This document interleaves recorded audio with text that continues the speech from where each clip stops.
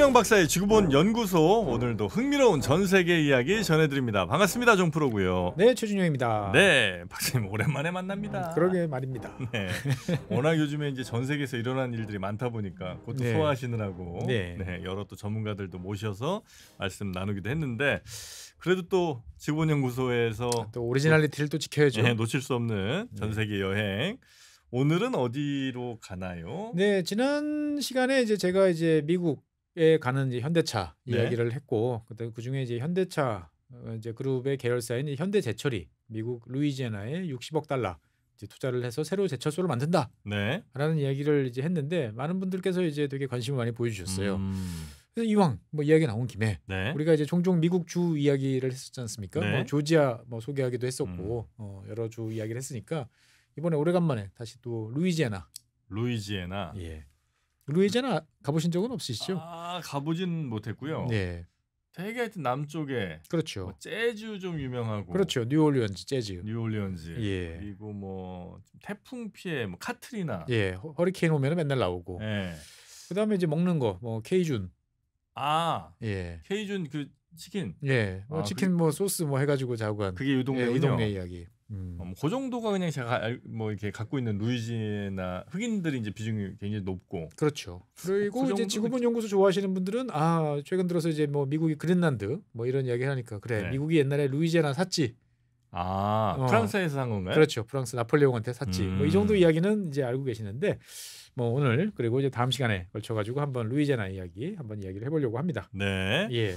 루이지애나가 큰가요? 지도를 보니까. 지도를 먼저 보니까 남부에 있다라고 보시면 되겠습니다. 그래서 예. 제일 루이지애나 어디 있어라고 그러면 제일 아는 척하기 좋은 건 뭐냐? 텍사스 동쪽.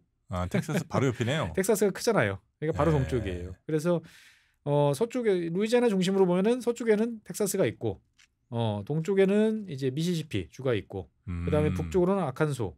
이렇게 아칸소. 이렇게 있다 보면 되겠습니다. 그래서 네.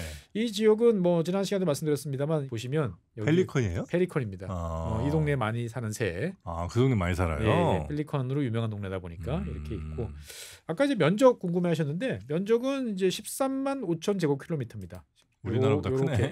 이렇게 니은자 예. 모양으로 이제 생긴, 어떻게 보면 되게 멋없이 이렇게 딱 국경선을 경계선을 그어놨는데 13만 5천 제곱킬로미터니까 대한민국의 뭐 보다 한 30% 네네네. 정도 크다.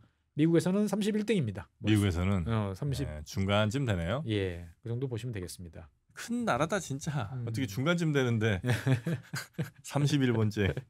예, 그래서 일단은 이제 여기는 이제 옛날 지도다 보니까 걸프 오브 멕시코만이라고 돼 있는데 요즘엔 이것 때문에 이야기할 때 항상 헷갈려요. 요즘엔 아메리카만으로 소개를 미국만이죠, 미국만. 네, 미국만으로 소개를 해야 되나? 뭐 이제 그렇습니다. 네.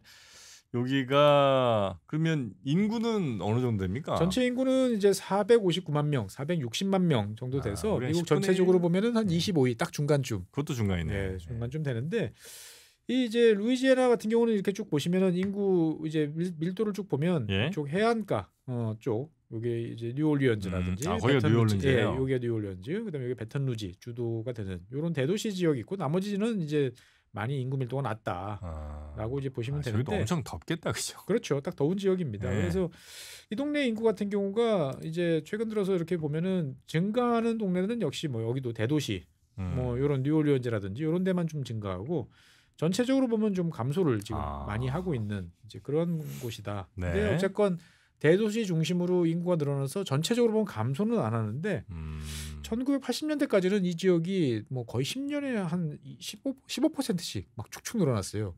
왜요? 그러니까 이 지역에 이제 무슨 새로운 산업도 있고 뭐 땅값도 싸고, 그러니까 막 증가를 하다가 1990년대 들어오면서부터 정체를 해가지고 인구가 크게 늘지 않는 게 이 또 루이지애나의 또 고민이다라고 말씀드릴 수 있겠습니다.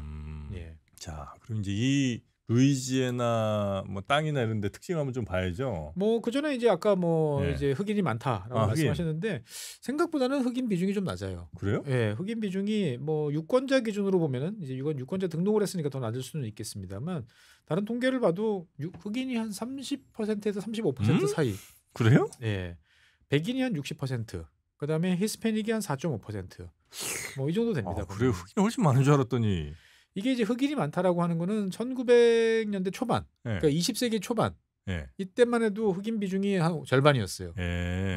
절반이었는데 이 당시에 이제 흑백 차별을 정당화하는 이제 짐 크로우라는 악명 높은 이제 법이 이제 이 남부 지역에서 만들어서 시행이 됩니다. 예. 그러니까 흑인들이 난 차별 싫어라고 그래가지고 용감하신 분들이 올라가요? 북부로 도망갔습니다. 그러다 보니까 이제 그때 이후로 좀 많이 떨어졌어요. 그래서 이 지역은 아까 이제 지도에서 이제 보여드린 것처럼 이제 여기 있다 보니까 요 멕시코만 주변 지역이다 보니까 미국 전체적으로 봤을 때 보면 뭐 카리브해 이런 쪽하고도 가까운 편이죠. 네네. 그래가지고 종교도 여기는 이제 기독교가 한 53%, 그다음에 천주교가 한 22%, 그다음에 이제 여러분들 좋아하시는 부두교. 부두교가 많아요? 부두교도 좀 됩니다. 뭐 많다고까지는 아닌데 재밌는 점은 이제 부두교 고향은 이제 IT잖아요. 예. 근데 IT 부두교하고 약간 다른 또 이 루이지애나 부두교 따로 또 이 동네는 또 존재를 하고 있습니다. 그래요. 그러니까 어떻게 보면은 이제 미국 전체적으로 봤을 때는 되게 이국적인 동네. 그렇게 이제 보시면 되겠습니다. 네네네네. 약간 여기서 그러면 저 좀비 얘기 같은 게 좀 많이 나왔을 가능성이 좀 있겠군요. 그렇죠. 그러니까 좀비 저쪽 IT 오리지널 좀비가 이제 이렇게 넘어와서 미국화되는 창구 역할을 한 지역이 이제 루이지애나다라고 이제 볼 수가 있겠습니다. 보면. 네. 네. 여기는 그러면 날씨는 굉장히 덥고 그렇습니다. 겨울 없죠 여기는? 겨울철이 이제 온도로 따지면 한 22도 정도 되니까 이제 고온 다습. 겨울 되면 진짜 좀 살만하겠네. 그렇죠. 여름철에는 35도 아유. 정도까지 올라가고 네. 이 동네 날씨 특징은 뭐냐면은 이제 천둥 번개가 많이 칩니다. 네, 번쩍번쩍하는. 네네네. 그러니까 1년 365일인데 번개 치는 날이 한 60일. 뭔가 이게 기상 이쪽이 좀 불안불안한 모양이구나. 그렇습니다. 그리고 이제 토네이도가 이제 1년에 한 27개에서 30개 정도. 토네이도가 자주 오니까 번개를 좀 치고. 그리고 이제 이 동네 같은 경우는 이제 허리케인이 자주 찾아오죠. 그래서 옛날에 이제 카트리나 그때 이제 온 동네가 잠겨가지고 이제 큰 피해를 이제 본 적들이 이제 있었는데 실제로 이제 이 오른쪽 지도를 보시면 여기 보면은 미국에서 가장 낮은 동네가 이쪽 루이지애나 남쪽 동네. 가장 낮다는 게 뭐예요? 해수면하고 가까이 붙어 있는. 그러니까 뭐 해발고도 뭐 2m 뭐 이런데. 그렇죠. 지금 여기 보면 10m 이하 지역이 이렇게 지금 쭉 몰려 있죠. 저기는 여차하면 잠기고. 그렇습니다. 여기서 진한 고동색으로 표시되어 있는 여기가 0에서 3m. 그러니까 거의 뭐 바다랑 붙어 있는. 그러네요. 그런 지역이고 여기는 사실은 이제 늪지대가 좀 많은 거고 사람이 좀 거주하는 지역들 같은 경우도 4에서 7m 정도 되니까 상당히 낮다라고 이제 말씀드릴 수 있겠습니다. 그래서 실제로 이 지역이 이렇게 낮은 이유는 이걸 보시면 아시죠? 이제 이 미국 전체 미국의 핵심이라고 할 수 있는 미시시피 강이 여기를 지나서 이제 뉴올리언스를 거쳐서 이제 바다로 들어가다 보니까 미시시피 강이 바다랑 만나는 곳이 이 뉴올리언즈 이쪽인 거죠. 그래서 뭐 잘 아시는 것처럼 미시시피 강은 뭐 거대하죠. 지금 화면에 보이는 것처럼. 그러니까 이렇게 배들이 막 큰 바지선 이런 것들이 얼마든지 다닐 수 있고 주변에 습지대도 많고. 저희는 뭐 그럼 퇴적 물들 많아서 농사지면 잘 될 것 같긴 그렇죠. 한데. 농사 잘 되는 지역인데 다른 한편으로 보면 사람 살기에는 예전엔 이런 습지들이 많다 보니까 썩 좋지 않은 지역이기도 했고요. 악어 많겠군요. 악어 많습니다. 그래서 이제 이 지역의 재밌는 점은 뭐냐? 땅이 한쪽에서 늘어나고 한쪽에서는 줄어들어요. 한쪽은 어디고 한쪽은 또 이게 어디예요? 똑같은 지역을 촬영한 거예요. 루이지애나 지역을 촬영한 건데 요 왼쪽은 1984년에 촬영한 거고요. 오른쪽은 2020년 정도 촬영한 거예요. 제가 지금 요 커서를 댄 요 노란색으로 표시한 지역 이렇게 보면은 요 지역이 예전에는 없었어요. 생긴 거예요? 생긴 겁니다. 그러니까 이런 퇴적돼서? 식으로. 그렇죠. 요 오른쪽에도 보면은 여기 보면은 예전에는 여기 강 없었잖아요. 그러네. 여기 보면 이만큼 생긴 거예요. 야, 어마어마하게 큰가 보다 진짜. 그렇죠. 그러니까 이 미시시피 강부터 시작해서 주변에 강들이 많으니까 상류에서 밀고 온 퇴적물들이 이제 여기 다 쌓이는 거예요. 그래서 원래는 이제 이 지역이 땅이 계속 늘어나야 돼요. 늘어나야 되는데 전체적으로 보면 오히려 땅이 줄어들어서 요즘에 고민이 됩니다. 땅이 줄어요? 예. 줄 건 또 뭐 있어요? 그러니까 제방을 막 쌓고 위쪽에서. 그러다 보니까 이 상류에서 쓸고 내려오는 이 퇴적물들이 하류까지 제대로 다 쓸고 오지 못하고 중간중간에 다 내려가 버리는 거죠. 그러다 보니까 이제 이렇게 퇴적이 계속 쌓여야 안정적으로 땅이 넓어지고 확보가 되는데 옛날에 쌓였던 것들이 더 이상 유입이 안 되니까 오히려 바다한테 잡혀 먹히는 거예요. 파도 계속 치면서 그렇죠. 파도가 치고 조류 이제 그 조수간만 차이 때문에 오히려 깎입니다. 그래가지고 매년 오히려 루이지애나 전체로 보면은 65제곱킬로미터 정도가 이제 사라지고 있어요. 서울시 10분의 1 정도 되는 면적이 작진 않 매년. 예, 매년 사라지는 거죠. 그래서 이걸 따지고 보면 30분에 뭐 축구장 하나 정도 면적이 사라진다. 뭐 아, 이런 그래요? 이야기도 해서 사실은 여기에 대해서 여러 가지 이제 대책을 세우느라 또 고민이 또 되고 있기도 합니다. 여기는 하여튼 이렇게 제대로 비 한번 세게 내리면 그냥 여차하면 해수면보다 더 낮아지는 뭐 이런 상황들이 이제 계속 나오는 데죠. 여기가. 그렇죠. 그러니까 이제 뭐 비가 많이 왔다기보다는 특히나 이제 이게 무서운 거죠. 지금 화면에 보시는 이제 허리케인. 허리케인. 이렇게 쭉 올라가면 여기 배턴루지, 여기 이제 루이지애나 여기 딱 나오는 거죠. 이렇게 거쳐서 가는 경우들이 많다 보니까 네네네. 상당히 이제 큰 타격. 그러니까 플로리다 크게 틀면 플로리다, 직진해서 음. 올라오면 이제 루이지애나. 뭐 이쪽을 이제 하는 거고 그러다 보니까 이제 뭐 이런 식으로 이제 잠기는 일은 비일비재하다. 라고 이제 볼 수가 있겠습니다. 네네네. 네. 이게 저기는 조금 그런 것도 걱정 많이 되겠다. 아무래도 그 침수. 정도는 아니긴 예, 침수에 뭐 전염병에 예, 전염병도 까지는 있지만 뭐 예. 주로 이제 침수. 예, 그다음에 이제 강풍. 이런 자연재해에 대해서 좀 걱정이 좀 되는 거죠. 네. 여기다 공장 짓기 쉽지 않을지도 모르겠다. 왜 루이지애나로 갔지? 뭐 지난 시간에 말씀드렸지만 전기요금이 싸거든요. 전기, 가스 뭐 이제 뒤에서 다시 말씀드리겠지만 싼 동네다 보니까 네. 뭔가 경쟁력이 있는 거죠. 건물에 잘 지으면 되는 거니까. 네. 네. 저 루이지애나로 지금 이제 현대도 가고. 네. 기업들 우리나라 롯데 같은 경우도 롯데 케미칼, 롯데 화학 같은 경우도 여기 공장 있어요? 네, 공장이 있는 것으로 제가 알고 있습니다. 네네네. 예. 저기는 대체적으로 좀 그러니까 영국식 전통보다는 프랑스식 전통 같은 게 좀 더 많겠군요. 그렇죠. 아무래도 이제 그런 동네다 보니까 좀 네. 이국적으로 보여가지고 이제 미국 내에서 한번 여행해볼 만한 동네. 건물 같은 것도 약간 유럽풍이고. 예. 뭐 여러 가지 다른 문화들이 많으니까 한번 가보고 싶은 동네. 살기는 그렇지만 가보고는 싶은 네. 그런 동네고. 그래서 이 동네의 가장 대표적인 동네는 이제 뉴올리언즈. 인구가 생각보다는 적습니다. 한 38만, 40만 정도 되는. 뉴올리언즈가요? 예. 그밖에 안 돼요? 네, 생각보다 적어요. 100만도 안 돼요? 그러니까 이제 뉴올리언즈 딱 그 행정구역 안에는 그렇게 작고, 그래서 주변 지역까지 합하면 이제 100만 이제 넘어가죠. 이제. 그러니까 딱 행정구역 안으로만 보면 미국 대도시들이 다 그렇잖아요. 주변에서 통근까지 해야 이제 우리가 생각하는 규모가 나오고. 그 딱 시티 자체는 네. 좀 적고 대신 사람들은 그 근처 카운티 그렇죠. 뭐 이런 데서 외곽에서 이제 많이들 교외 지역에서 출퇴근하는 거죠. 그래서 네. 뉴올리언즈는 이런 식으로 보면 되게 현대적인 그런 이미지도 이제 많이 갖고 있고요. 그다음에 이제 주도는 배턴루즈라고 그래가지고 네. 배턴루즈라고 이야기해야겠죠. 여기가 이제 한 22만 주로 이제 대학생들이 많이 있습니다. 여기 학교가 좀 있는 모양이군요. 학교가 많아요. 뭐 대학 하나당 뭐 정원이 한 2만 명씩 되는 대학이 한 서너 개 있으니까. 네네. 그래서 있고 뭐 그다음에 이제 뭐 슈레포트 같은 이런 동네들. 그러니까 다 특징이 강, 호수 뭐 이런 것들이 옆에 이제 끼고 있다라고 보시면 되겠습니다. 네. 그래서 뭐 뉴올리언즈는 잘 아시는 것처럼 이제 재즈 발상지죠. 네. 예, 재즈 발상지고 뭐 음식 같은 경우도 되게 이제 유명한 뭐 케이준 뭐 이런 것들이고. 그래서 이 뉴올리언즈 같은 경우는 이제 여행하기 좋은 관광지이기도 하고 다른 한편으로 보면은 이제 에너지 뭐 석유, 가스 이런 이제 비즈니스하기 좋은 동네 이런 식으로 이제 보시면 되겠고요. 이 주도라고 말씀드리는 이 배턴루즈라고 하는 지역은 이게 이제 그 불어로 하면은 르바통 루즈라고 그래가지고 붉은 기둥이라는 뜻입니다. 루즈. 예, 바통. 우리 릴레이 할 때. 바통. 네, 그 바통이에요 보면은. 네네네. 붉은 기둥. 예, 이게 왜 하냐면 처음에 프랑스 사람들이 스페인 사람들이 처음에 왔고 그다음에 프랑스 사람들이 왔는데 이야기를 쭉 해보니까. 그 인디언들이 원래 원주민들이 자기 동네 경계를 표시하는 붉은 기둥이 서 있는 게 눈에 들어왔다는 거예요. 한 높이 한 20m 정도 되는. 네네네. 그래가지고 이제 이 동네는 붉은 기둥 동네 이렇게 부른 게 지금까지 지명이 돼가지고.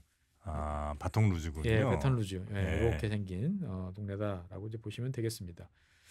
그래서 이 동네는 이제 아까 말씀드린 것처럼 원래부터 이제 스페인, 그다음에 프랑스 이런 나라 사람들이 많이 있다 보니까 좀 미국에서는 상당히 독특한 동네로 꼽히고요. 그래서 실제로 다 영어 쓰는 거냐? 영어 쓰는 사람들이 92%. 다른 말 써요? 그다음에 프랑스어를 쓰는 사람들이 3.4%. 프랑스어가 그래 좀 통하는 동네구나. 예, 그런데 실제로 이제 프랑스 사람들이 현대 불어를 쓰면 서로 말이 잘 안 통하는. 뭐 옛날 불어요? 옛날 불어죠. 예. 그러니까 이제 그 케이준이라고 부르는.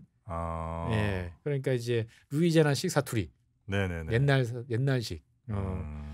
그리고 이제 스페인어 사용하는 사람도 한 3% 남부니까 뭐 이렇게 되고 있다라고 이야기를 합니다. 그래서 여기서 이제 사실은 여러 번 이제 케이준 이야기 나오는데 케이준 하면 생각나는 게 뭐세요? 케이준 프라이드. 케이준 프라이드. 예. 그러니까 케이준 프라이드는 어떤 느낌? 좀 매콤하고 그렇죠. 양념 좀 세고 예. 약간 좀 짠맛도 좀 강하고. 케이준 뭐 샐러드. 네. 뭐 그런 종 먹는 거. 그렇죠. 주로 먹는 거 생각나는데 사실은 이제 루이지애나를 이야기하다 보면 케이준이라는 단어가 계속 나와요. 케이준이 뭐예요? 케이준이라는 것은 이게 의미가 여러 가지입니다. 첫 번째는 사람. 예. 이 루이지애나에 사는 사람들 중에서 옛날에 캐나다 쪽에서 내려온 사람들을 케이준이라 불러요. 캐나다 쪽에서 온 사람들? 예. 캐나다 쪽에서. 그래요? 이게 캐나다 지도인데요. 네. 여기 보시면은 이제 여기 뉴펀들랜드 섬 쪽으로 이렇게 보면 여기 이제 아카디아라고 여기 표시되어 있습니다. 컨티넨탈 아카디아. 네. 요렇게 뭐 아카디아 반도 이렇게 표시되어 있는데 예. 이게 이제 요 전체 지도로 보면은 요쪽 지역입니다. 지금 뉴펀들랜드 그 아래쪽 요 지역인데 네. 옛날에 이 지역에 이제 프랑스 사람들이 살고 있었어요. 예. 살고 있었는데 이제 캐나다가 다 이제 영국 쪽으로 이제 넘어가게 되면서부터 이 지역에 살고 있던 사람들이 박해를 받습니다. 프랑스 사람들이. 예. 그래서 여기 못 살겠다. 여기 못 살겠다. 가자. 예. 그래가지고 이 사람들을 쫓아냅니다. 예. 추방하는 거예요. 추방. 그래가지고 18세기 초반에 이제 이 사람들이 캐나디아 이제 아카디아 현재는 이제 노바스코라고 부르는 이제 그 지역이죠. 이 지역 사람들이 이제 이 밑으로 내려오게 됩니다. 그래서 많이도 오셨네. 예, 불어를 사용하는 지역을 찾다 보니까 루이지애나까지 이제 오게 된 거죠. 그 루이지애나가 그 루이 왕의 땅, 라고 하니까 이 지역까지 이제 오게 됩니다. 그래요. 프랑스 사람들 있는 대로 좀 가자 어쨌든. 그렇죠. 그러니까 이제 다음 시간에 다시 말씀드리겠습니다만 이 지금 화면으로 보여드리는 게 옛날 이제 이 미국 독립 이제 막 시작됐을 때 그때 판도예요. 그러니까 요 지금 요쪽으로 표시되어 있는 지역이 주로 영국 쪽인 거죠. 그 다음에 여기 요쪽으로 지금 제가 커서 보여드리는 데가 스페인 땅이고 이만큼이 프랑스 쪽이었던 맨 거죠. 왼쪽이 그러니까 스페인, 가운데가 약간 프랑스, 오른쪽이 영국 뭐 이런 그런 정도 식으로. 수준인데. 그러니까 이제 어마어마한 땅을 사실은 프랑스가 가지고 있었던 거죠. 그러니까 요 루이지애나 요 지역에서부터 저 아카디아 저 북극 이르는 이 지역까지가 엄청 넓은 지역이었는데 뺏기고 팔고 뭐 해왔다. 그래서 이제 이게 상식적으로 우리 상식적으로 납득이 잘 안 되는데 아카디아에서 넘어온 사람이니까 아카디안이라 불렀잖아요. 이게 이제 이 지역에 오니까 아카장 이런 식으로 이제 발음이 되다가 아카잔 뭐 그럴 수 있겠네요. 그러다가 아가 빠집니다. 그러면서 카중 그러다가 케이준 이런 식으로 말이 그렇게 가요.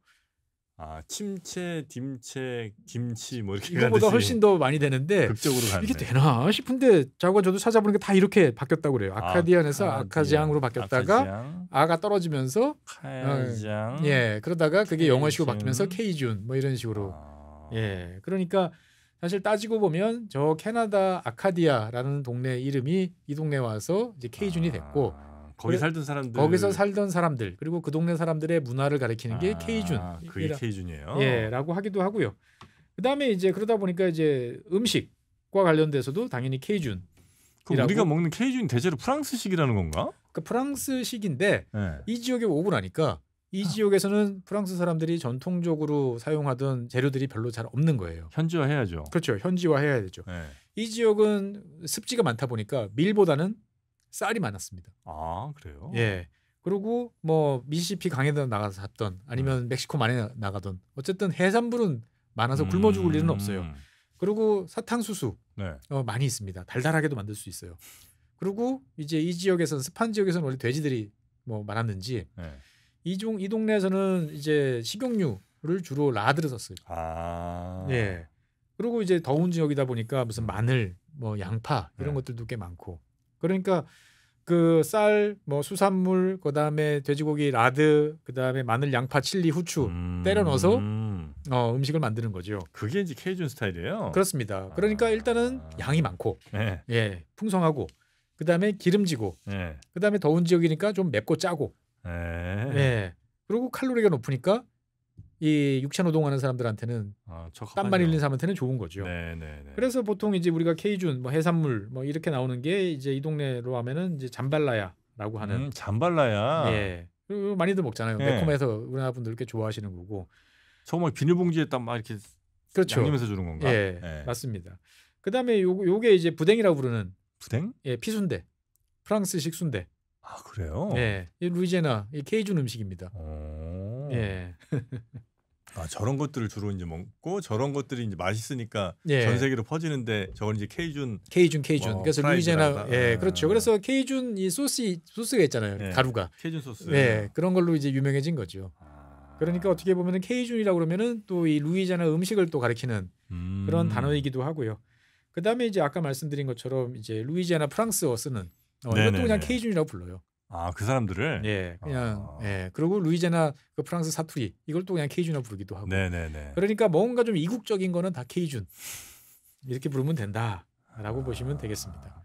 진짜 프랑스 땅이 많이 줄어들었네요. 그렇죠. 저 캐나다까지 이어진 미국 남부부터. 만약에 이거 다 갖고 있다, 이거 한 3분의 1만 갖고 있다 해도 사실은 미국은 지금 미국 안 됐을 거죠. 그렇죠. 예. 쪼그라들고 어떻게 보면 이게 쪼그라들어서. 미시시피 강 통해 가지고 다 연결되어 있는 지역이에요. 아, 저 위에 오데오부터 시작해 가지고 다 내려올 수 있는. 그러니까 프랑스가 땅을 이상하게 먹은 데가 아니고 강을 따라서 쭉 올라가면서 연결돼 있는 지역을 다 확보를 했던 거예요. 알차게 잘 먹은 것 같은데 이제 문제는 이제 바다를 영국한테 뺏기고 나니까 여기 있는 사람들이 이제 본국에 뭐 보낼 수도 없고 본국에 갈 수도 없으니까 그냥 팔아치운 거죠 이제. 하여튼 케이준 스타일. 네, 케이준 스타일 루이지애나 이렇게 기억하시면 되겠습니다. 그러다 보니까 이 지역은 이제 좀 신기한 거 위주로 많이 말씀드리는데 보통 이제 미국의 행정구역은 우리가 어떻게 이야기하죠? 대도시는 시티 있고 그다음에 그보다 작은 우리로 따지면 군이라고 하는 동네를 보통 우리가 카운티라고 부르잖아요. 예. 미국에서 48개의 주는 카운티라고 이야기를 합니다. 근데 여기는 이제 교구라고 그래가지고 페리쉬라고 써요. 카운티라고 안 쓰고 우리는 무슨 뭐 오렌지 카운티 이러잖아요. 네. 여기는 뭐 아카디아 뭐 페리쉬 이런 식으로 교구라는 표현을 씁니다. 교구라는 것은 우리 그 성당에서 무슨 성당 구역이에요. 구역이에요. 근데 그거를 행정구역으로 써요? 네. 그래서 여기 이렇게 루이지애나 행정구역 이렇게 쭉 나눠 보면은 지금 이제 한 60개 좀 넘는 정도 되는데 이거를 카운티가 아니고 이 지역은 페리쉬라고 부릅니다. 그러니까 처음에 루이지애나 지명을 보면 도대체 왜 교구라는 이름이 왜 나와? 뭐 이렇게 되는데 이게 그냥 이 동네에서는 이제 카운티다. 옛날에 이 지역에서 이제 프랑스 식민지 그다음에 뭐 스페인 식민지 했으니까 다 로마 카톨릭 영향이 있잖아요. 그러니까 카톨릭은 당연히 다 이제 교구 설정을 딱 해서 성당을 배치를 하다 보니까 이게 1807년쯤에 이제 이렇게 딱 잡혔어요. 틀이. 그러고 난 다음에 1812년에 이제 정식 주로 되다 보니까 그냥 넘어간 거죠. 예. 아 그래요? 예. 그래서 미국에서 카운티를 안 쓰는 유이한 주입니다. 또 하나 오데오인데? 알래스카입니다. 알래스카도 이제 카운티라고 안 쓰고 이제 보로우.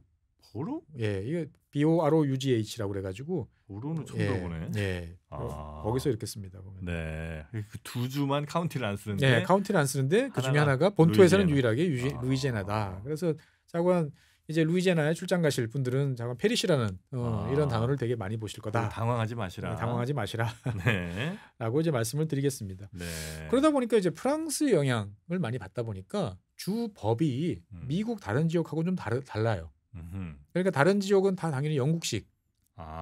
근데 이 지역은 이제 뭐 전문 용어, 어려운 용어로 하면은 이제 대륙법 체계라고 하는 어떻게 보면 우리나라 법에서 그는 비슷한 독일, 뭐 프랑스, 뭐 이런 쪽 그렇다고 뭐 나폴레옹 뭐 법전을 그대로 갖고 온 건 아니고 어쨌든 간에 다른 동네 법하고는 좀 다른 주법들이 많다. 그러니까 꼼꼼하게 잘 검토를 해야 된다라는 이야기고요. 한 가지 흥미로운 점은 이 지역은 이제 좀 되게 보수적이고 종교적인 색채가 강합니다. 그렇겠네요. 그러다 보니까 이제 결혼을 할 때도 우리가 일반적인 결혼도 있지만 언약 결혼이라고 그래가지고 코비넌트 메리지라는 게 따로 있어요. 이거는 뭐냐면은 자 우리 결혼합니다. 그냥 시청 가서 신청하고 이게 하는 게 아니고 먼저 상담을 합니다. 당신들은 결혼은 왜 하려고 그래요? 어떻게 하실 거예요? 어떻게 사실 거예요? 뭐 공무원 뭐 이런 사람들이요? 먼저 그렇죠. 그러고 난 다음에 서로가 우리는 숨기는 거 없습니다. 상대방 배우자한테 숨기는 거 없습니다라고 모든 것을 선언하고 서명을 합니다. 그래서 이런 식으로 이제 이 언약 결혼을 하게 되면 이혼을 하기가 어렵습니다. 잘 안 시켜줘요? 네, 이혼을 하는 사유가 사실은 이제 그냥 우리 뭐 성격 차이 이렇게 이제 많이들 이혼하잖아요. 안 돼요. 이 언약 결혼을 하면.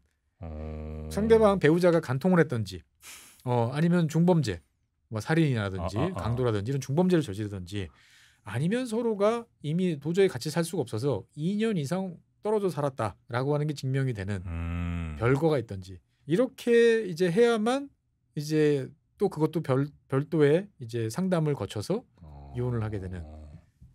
미국에서 가장 이혼하기 힘든 동네. 근데 이제 이거는 선택이에요. 무조건 이렇게 하는 건 아닌데. 아니 언약 결혼을 하면 네. 이렇게 좀 까다로워진다. 까다로워진다. 그러니까 우리는 섣불리 이혼 안 할 거예요라고 좋은 마음으로 이렇게 할 경우도 있다라고 말씀드리겠습니다. 그래서 네. 실제로 이 언약 결혼은 이제 루이지애나만 하는 건 아니고 미국에서 한 3개 주 정도에서 본인이 옵션이에요. 선택으로 할 수도 있는데 네. 실제로 루이지애나 주에서도 이제 전체 결혼의 한 1% 내외니까 그렇게 많지는 않은 거죠. 진짜 신실한 사람들이 그렇게 하신 모양이구나. 그렇습니다. 네. 근데 어떻든 간에 종교의 영향은 매우 강하다라는 것을 말씀드릴 수 있는 거는 이제 대학교, 그다음에 모든 공립학교에는 강의실에 10계명이 이렇게 걸려 있습니다.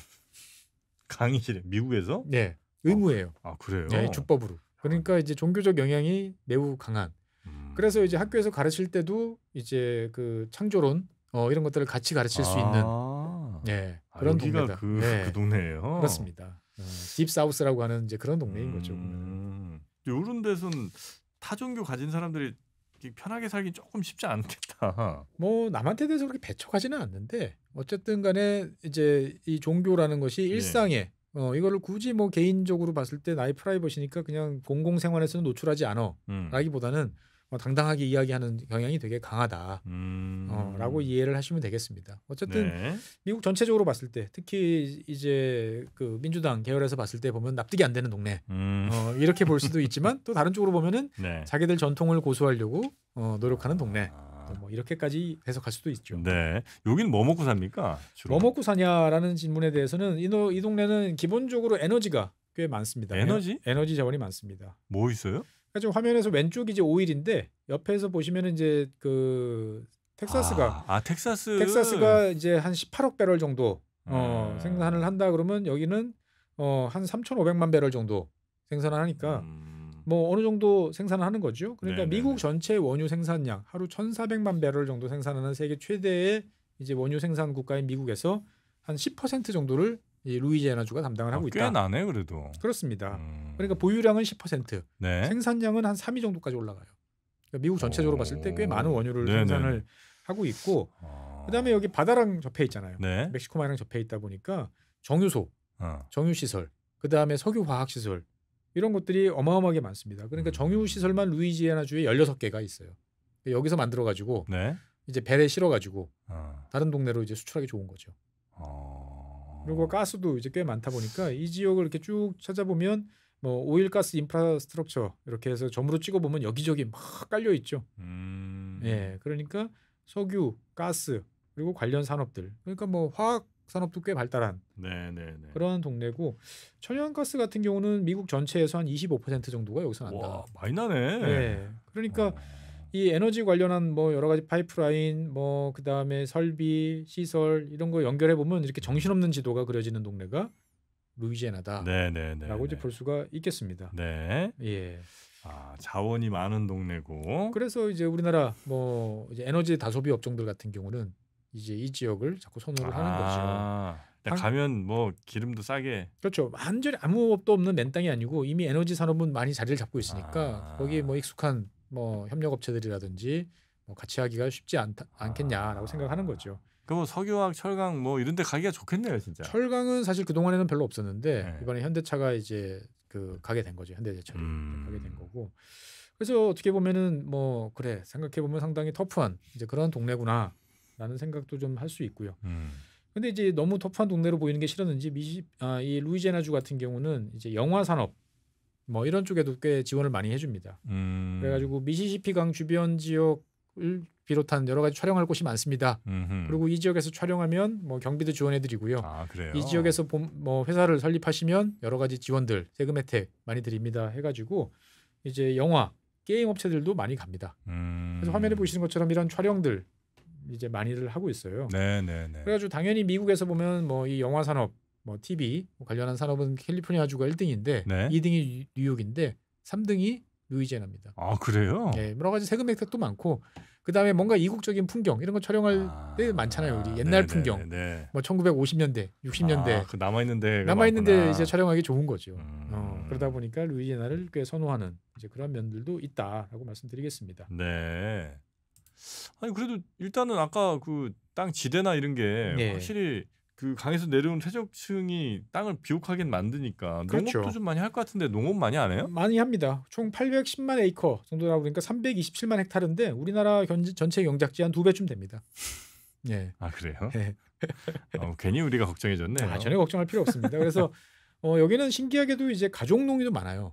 가족농? 예, 보통 미국은 이제 기업농, 가족농 이렇게 나와요. 그러니까 기업적으로 완전히 이제 뭐 우리가 생각하는 초거대 막 이렇게 해가지고 비행기로 씨 뿌리고 막 하는 거 생각하는데 루이지애나 지역은 아직도 가족농이 한 85% 정도 정도 되는데 그래도 가구당 경작 면적을 보면은 한 108헥타 정도 되니까 한 30만 평씩 됩니다. 그러니까 아버지랑 뭐 아들 한 둘셋 이렇게 말 타고 다니면서 뭐 농사를 할 수도 있어요. 이 동네에서도. 근데 이제 가족들이 하는 쪽이 아직 많다. 그래서 30만 평이면 이 여의도의 3분의 1 정도 한 가족이. 그래서 여기는 더운 지역이다 보니까 사탕수수 많이 납니다. 그리고 양식도 많이 합니다. 양식? 미시시피강 끼고 있다 보니까 생선들. 네네네. 그래서 미국 2위 정도 되고 그리고 이제 쌀 우리가 좋아하는 쌀들도 이제 이 지역에서 많이 납니다. 습지가 많으니까. 이런 식으로. 그래서 미국에서 쌀 생산량 3위. 괜찮네. 그렇습니다. 그러니까 아까 뭐 케이준 말씀드렸잖아요. 최소한 굶어 죽지는 않은 동네였어요. 자원도 뭐 심어도 잘 나고 잘 자라고 파도 뭐 자꾸 나오고. 그리고 이제 뭐 다른 지역 사람들 자꾸 섞이고 그러다 보니까 이렇게 스까 해가지고 스카해서 뭐 먹기도 좋은 그런 동네다라고 말씀드리겠습니다. 여기는 남부 뭐 전통 강함 아무래도 공화당 세가 좀 강하겠네요. 그래서 전체적으로 봤을 때는 공화당이 대부분 강세이다라고 이제 말씀드리겠습니다. 그래서 뭐 전체적으로 보면은 이제 이런 식으로 보통 정리가 돼요. 이제 하원 의석으로 정리해 보면 6석인데 공화당이 보통 4석에서 5석 정도 가져가고 민주당이 1석 정도 됩니다. 그래서 이렇게 보면 뉴올리언즈, 바톤우즈 해가지고 대도시 주변 지역이 이제 민주당이 좀 강세를 보이는 지역이고 나머지 지역들은 다 이제 공화당 강세인 지역이라고 보시면 되는데 흥미롭게도 이제 지난 한 8년 정도는 또 민주당 이제 주지사가 또 당선되기도 했었어요. 그러니까 그냥 100% 다 공화당은 아니다라고 이제 보시면 되는데 이 동네는 또 특이한 점이 있어요. 뭐죠? 정치적으로도 특이해요. 뭐죠? 우리가 보통 미국 정치 보면은 프라이머리 먼저 하잖아요. 프라이머리는 경선이잖아요. 그래서 민주당 경선 프라이머리, 뭐 그다음에 공화당, 뭐 코커스 이렇게 해가지고 서로 경선을 한 다음에 그다음에 거기서 나오는 사람들이 본투표에서 붙잖아요. 이 동네는 그렇지 않습니다. 이 동네는 정글 프라이머리라고 그래가지고 정글? 정글. 그게 뭐예요? 그러니까 이제 그냥 1대1로 붙는 거죠. 그냥 붙어요. 예비 선거 없습니다. 그러니까 뭐 프라이머리라고 하지만 그냥 다 출마합니다. 나가고 싶은 사람 다 나와. 그렇죠. 나는 공화당 누구, 나는 민주당 누구. 그러니까 뭐 어떨 때는 공화당 3사람에 민주당 1사람 이렇게 나올 수도 있고, 뭐 양쪽 다 3사람씩 나올 수도 있고, 이런 식으로 그냥 나옵니다. 그래서 뭐 프라이머리라고 붙였지만 원래 프라이머리는 자기 당 사람들만 투표하잖아요. 여긴 그런 거 없어요. 그냥 투표예요, 본 투표예요. 그냥 찍습니다. 난 무소속 뭐 이렇게 해가지고 찍고 난 다음에 표를 까서 과반수 나왔네. 그러면 바로 당선. 그 다음에 이제 만약에 과반이 안 됐다. 그러면은 1등, 2등만 가지고 다시 투표합니다. 이게 이제 본투표가 돼서 거기서 이제 1등을 가려서 내보내는데 그러니까 이제 우리끼리 모여서 투표하는 게 없고 그냥 바로 붙는다 그래서 정글 프라이머리. 그래요? 라고 이야기를. 다른 주랑도 또 다르군요. 이것도. 다릅니다. 이거는 다른 주에는 찾아보기 힘들어요. 그러니까 그래서 이제 루이지애나 주도 이제 뭐 2008년인가 이렇게 몇 년 동안은 정글 프라이머리가 아니고 다른 동네처럼 하다가 다시 또 이제 정글로 돌아온 이제 그러한 이제 경험이 있습니다. 여기서 정치하려면 하여튼 그런 걸 뚫고 나가야. 그렇죠. 그러니까 이제 어떻게 보면은 이제 그냥 초장부터 강력하게 붙다 보니까 의외의 결과들이 나올 수도 있다라고 이제 볼 수가 있죠. 그리고 상대편 표가 갈릴 수도 있잖아요. 그렇겠네요. 약간 좀 그러면 저 멘트 좀 세게 나올 것 같은데 그런 상황들이 보통 이제 서로 공격한 멘트들이 세지거든요. 그렇죠. 그렇게 다른 주와 또 다른 이제 선거 방식이 선거 있고요. 제도도 좀 달라요. 그러니까 법률도 좀 대륙법 체계가 좀 많이 느낌이 나고 네. 그다음에 선거도 이런 식으로 좀 독특하게 하고 행정구역도 카운티가 아닌 교구. 아, 진짜 미국 내에서 되게 좀 약간, 독특한. 그러니까 네. 놀러 가고 싶지 않을까? 놀러 가고 싶을 것 같지 않아요? 그러니까 미국 사람들도 예, 재즈. 뭐 그다음에 옛날식 건물들 있고 케이준 음식 오리지널 우리 한번 먹어보자. 오리지널 한번 먹어보고. 이제 돈 좀 많으면 이제 쿠바 가고 그 돈까지는 없으면 그냥 야 루이지애나로 대충 대리만족 하자 뭐 이렇게 갈 수도 있겠네. 그렇죠. 그런데 네. 이제 대도시는 이제 좋은데 네. 이 루이지애나가 또 악명이 좀 높은 게 좀 있습니다. 뭐예요? 예. 일단은 요 지표를 한번 보시면 이제 인구 10만 명당 이제 살인율 살인율? 네, 10만 명당 살인이 얼마나 벌어지느냐. 네. 루이지애나가 미국 최고입니다. 16명. 아유. 그러니까 옆에 텍사스 터프해 보이는데 6명입니다. 얌전합니다, 텍사스. 예. 그다음에 옆 동네 미시시피도 되게 살인율 높을 것 같은데 7.8명이에요. 미시시피는 뭐 영화나 뭐 이런 데서도 무서운 얘기. 네, 무서운 이야기 연쇄살인범 막 어디 늪 속에다 처박아 버리고 네, 막 이런 맞아요. 얘기 되게 많이 나오는데 근데도 예. 그러니까 미국 전체적으로 봤을 때 10명을 넘어가는 동네로 보면 뉴멕시코, 그다음에 미주리, 알칸소, 그다음에 엘러베마, 사우스캐롤라이나 정도인데 그거보다 훌쩍 뛰어넘는 곳이 루이지애나다라고 보시면 되겠습니다. 그래서 미국 전체로 보면 평균 내보면 6.6명이에요. 예. 여기 2배죠. 그러니까 상당히 터프한 동네다. 뉴멕시코는 아마 이민자들 뭐 불법 이민하신 분들도 꽤 있고 할 테니까 뭐 그런 상황에서 또 범죄율이 또 발생했을 가능성도 있긴 하겠지만 그것도 좀 아닌 것 같은데. 예, 상당히 자관 이 살인율 높은. 너무 습도 높고 날씨가 더워서 짜증나서 그런가? 근데 법 집행이 만만하냐? 그렇진 않습니다. 법 집행도 상당히 터프해요. 네. 인구 10만 명당 이제 수감자. 네. 미국 전체적으로 보면 미국이 세계적으로 봤을 때 성인 남성들 특히 흑인들을 많이 감옥에 가둬놓고 있는 나라죠. 네네. 그래서 다른 나라보다 압도적으로 높은 600명을 이제 가둬놓고 있어요. 그런데 루이지애나는 1,067명을 가둬놓고 있습니다. 많이 들어가 있네 진짜. 예. 근데도 이렇게. 그렇죠. 그러니까 총 5만 명. 그러니까 그 전체 인구가 아까 몇 명이라고 그랬죠? 459만 명, 460만 명 정도 되는데 네. 한 5만 명이니까 한 1% 정도가 수감이 돼 있다라고 이제 보시면 되겠습니다. 네. 네, 그래가지고 이제 뭐 주 그다음에 연방 뭐 등등 해가지고 소년원 이런 식으로 나눠보면 자관 꽤 많은 사람들이 있는 동네다라고 이제 말씀드리겠습니다. 예. 하여튼 뭐 비교적 하여튼 미국에 있는 다른 주보다 더 사건 사고도 많고 네. 깜빵 가 있는 사람도 많고 예. 날씨는 덥고 그렇죠. 습하고 맞습니다. 자연재해 많고 예. 그러나 천연자원도 많고 그렇죠. 그래서 동네별로 보면 차이가 커요. 그러니까 이제 뉴올리언즈 이런 지역 같은 경우는 그래도 상대적으로 뭐 수감자 수가 좀 적은 데 비해서 이런 페리시들 이렇게 잘 보시면 색깔이 진한 동네들이 있는 거죠. 그러니까 동네마다 편차가 꽤 크다라고 말씀을 드리겠고요. 그러다 보니까 이제 이 동네는 재밌는 점이 뭐냐? 미국은 민영 교도소들이 많잖아요. 네네. 예, 이 동네가 또 민영 교도소들의 또 천국입니다. 그래요? 돈벌이가 되는 거죠. 왜냐면 많이 가두니까 교도소가 또 많은. 그래서 아까 이제 이 수감률을 말씀드렸는데 이 루이지애나 수감률 같은 경우는 독일의 20배, 대충 막 갖다 집어넣는 것 같은 중국의 13배. 중국이 13배예요. 예, 이란의 5배. 그다음에 미국 전체 평균의 거의 뭐 2배 가까이 이렇게 된다라는 거죠. 그래서 법률은 되게 세다라고 이야기를 합니다. 그래서 실제로 보면은 이 지역 같은 경우는 이제 이를테면 가석방 없는 무기징역 이런 거 있잖아요. 루이지애나에서 가석방 없는 무기징역으로 갇혀 있는 사람들이 옆 동네인 텍사스, 그다음 윗 동네인 알칸소, 네. 그다음에 테네시, 미시시피 이 4개 주를 합한 것보다 더 많이 있어요. 그래요. 예. 그러니까 사건 사고도 많고, 그러니까 강력 범죄도 많고, 그런 동네다라고 이제 말씀드릴 수 있겠습니다. 네. 밤에는 안 돌아다니는 게 좋겠군요. 뭐 안전한 동네 있고, 그렇지 않은 동네 있고, 그러다 보니까 철저하게 그런 거를 따지면서 이제 다니면 된다. 그러니까 뭐 아무 동네에서나 사건 사고 많이 벌어지면 미국에서 그래도 관광지로 소문 났겠습니까 보면. 예. 그러니까 조금 위험한 동네가 좀 있는 거고. 위험한 동네가 좀 있다. 근데 이제 그 정도가 좀 심하다. 네. 정도 말씀드리겠습니다. 네. 루이지애나 처음 그 막 재즈 생각하고 이러면서 놀러 갈까 하셨던 분들이 마지막에 그 범죄를 보고 약간 좀 주춤주춤 하실 수도 있을 것 같은데. 있지만 뭐 뉴올리언즈나 이런 대도시들 관광 코스는 뭐 안전하다라고 말씀드리겠습니다. 알겠습니다. 루이지애나 오늘 저희가 한번 우리 박사님과 돌아다녀 봤고요. 예. 그 저희한테 종종 슈퍼챗을 쏴주시는 분들이 계시잖아요. 예, 지난번에 이제 우리 정프로님하고 같이 저희가 50만 네, 라이브 네, 했잖아요. 맞습니다. 그 이후부터 갑자기 이제 슈퍼챗 해주시는 분들이 많아서 감사 네. 인사를 좀 드려야 되겠습니다. 네. 네, 우리 유복자님 감사합니다. 그리고 이제 이거 TSUNG라고 읽어야 되나요? 청님이라고 읽어야 되나요? 자관 먼 곳에서 달러로 또 해주신 분도 감사드리고 아이고야. 우리 이경숙님 고맙습니다. 그리고 그리고 주원TV님께서도 후원해 주셨습니다. 감사합니다. 네, 앞으로도 아유. 많은 후원 부탁드리겠습니다.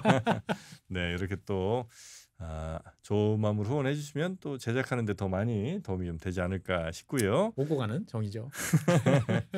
자, 그러면 오늘은 요 정도에서 마무리하고 네. 박사님과의 다음 시간 또 기대하면서 인사드리도록 하겠습니다. 함께해 주신 우리 법무법인 율촌 최준영 박사님 고생 많으셨고요. 네, 다음 시간에 뵙겠습니다. 고맙습니다. 감사합니다.